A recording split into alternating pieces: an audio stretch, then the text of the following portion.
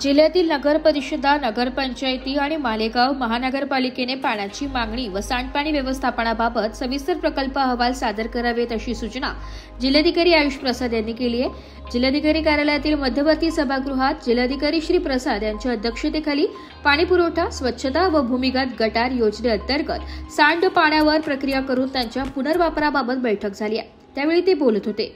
यावेळी नाशिक महानगरपालिकेचे आयुक्त मनीषा खत्री, जिल्हा सहआयुक्त श्याम कोसावी, नगर परिषद प्रशासन, जागतिक बँकेच्या तांत्रिक पथकातील सदस्य, जिल्ह्यातील सर्व नगर परिषदांचे मुख्याधिकारी उपस्थित होते। जिल्हाधिकारी श्री प्रसाद यांनी सांगितले की महाराष्ट्र शहरी पाणी पुरवठा स्वच्छता पुनर्वापन कार्यक्रम हा राज्य शासनाचा 6,000 कोटी रुपयांचा प्रकल्प जागतिक बँकेच्या सहाय्याने राबविला जाणार आहे। सांडपाणी व्यवस्थापन, पुनर्वापर आणि संसाधन पुनर्प्राप्तीकरिता जिल्ह्यातील 17 नगर परिषदा, नगरपंचायती, महानगरपालिकांचे आर्थिक स्तरीय व पर्यावरणीय परिणाम सुधारण्यासाठी शहरी पाणी व्यवस्थापन लवचिक आणि कार्यक्षम बनवण्यात येणार आहे। त्यासाठी सांडपाणी प्रक्रियेनंतर पाण्याच्या पुनर्वापराबाबतचे नियोजन करावे। सर्व नागरी भागांमध्ये स्वच्छ सर्वेक्षणाचे नियोजन, कचरास्थळे निश्चित करून ते स्वच्छ करणे तसेच सुशोभीकरण करावे।